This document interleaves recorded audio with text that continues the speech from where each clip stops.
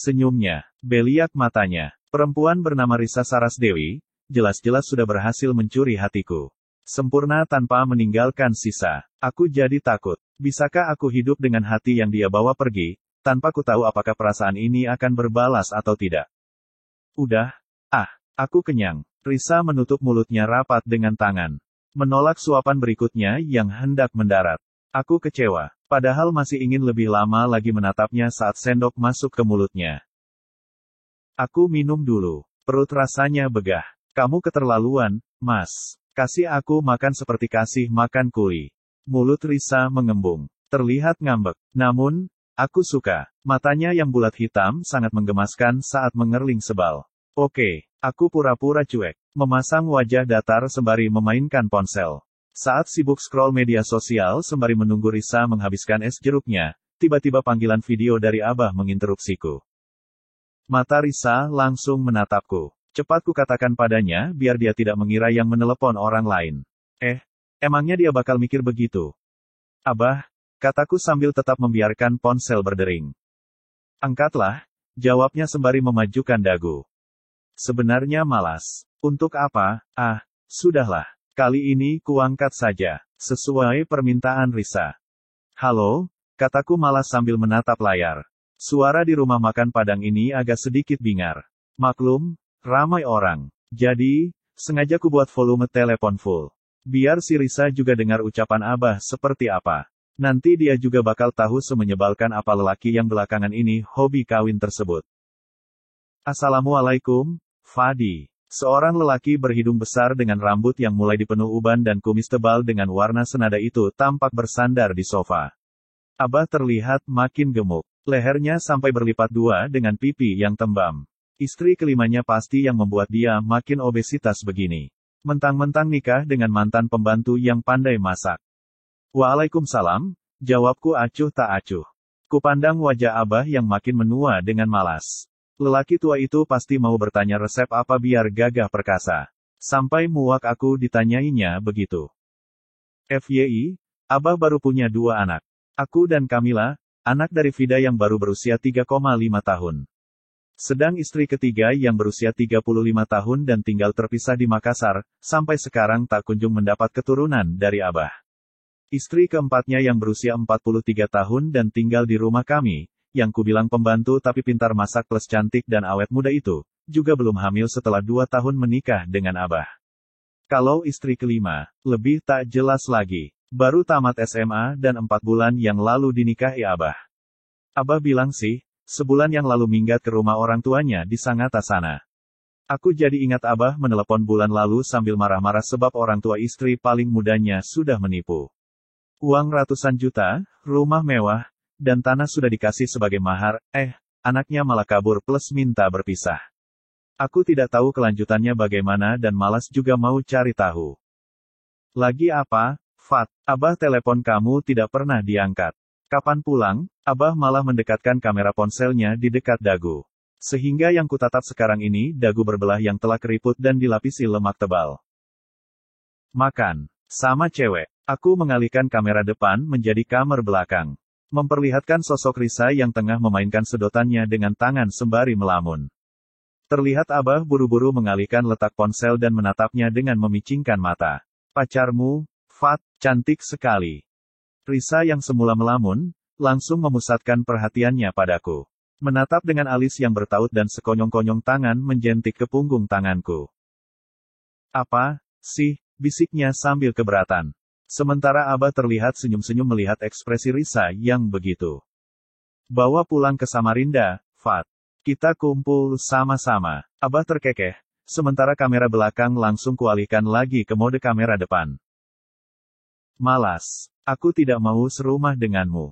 Kujawab Abah dengan ketus. Mata Risa langsung membeliak. Perempuan itu pias. Segitunya, apa dia tidak suka laki-laki kurang ajar? Asal tahu, Riz, Abahku memang wajib dibeginikan. Nanti, suatu saat nanti akan kuberi tahu semuanya. Jangan begitu. Abah masih usaha biar mama mudamu bisa hamil. Ada saran nggak, Fat? Lagi-lagi pertanyaannya bikin aku mau membanting HP. Anakmu di sini sama di Singapura apa tidak cukup? Aku menatap sebal Abah. Ingin rasanya meninju muka Abah kalau teringat dengan sosok Uma. Tuhan, tolong jaga Uma di kuburnya. Sayangi dia, kasihinilah dia. Hehe sepi, Fat, di sini. Kamu tidak mau pulang, sih. Abah santai, seperti tak merasa berdosa sedikit pun. Suruh saja Vida bawa anaknya pulang. Kenapa harus aku? Jangan. Siapa yang urus bisnisku di sana? Mau kujadikan mereka berdua itu warga negara sana saja. Biar urusan makin lancar. Bagaimana menurut Fat? Abah yang sedang mengenakan kaos polo berkerah warna merah darah itu tampak menaruh sebelah tangannya ke belakang leher. Abah pasti habis makan sebakul, makanya terlihat seperti orang ngantuk begitu. Ini sudah pasti kerjaan istri keempatnya.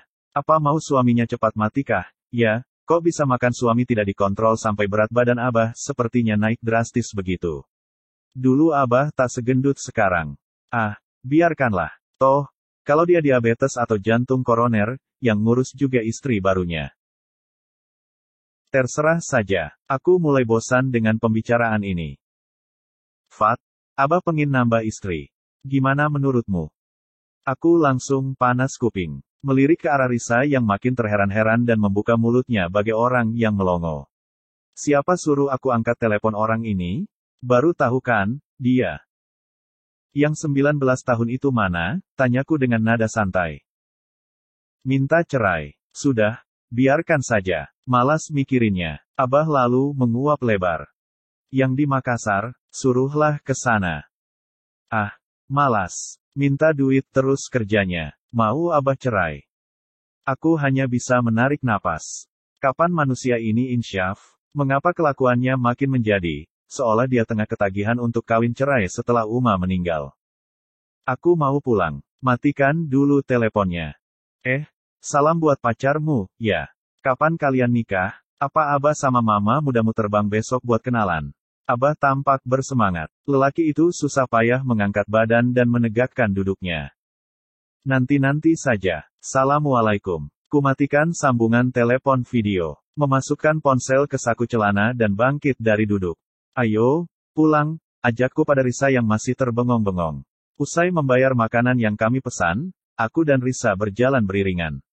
Tak kusangka, perempuan yang biasanya cerewet itu cuma bisa diam.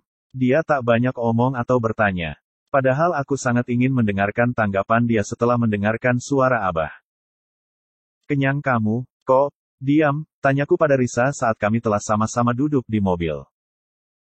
Mas, Abahmu, tinggal di Es Samarinda.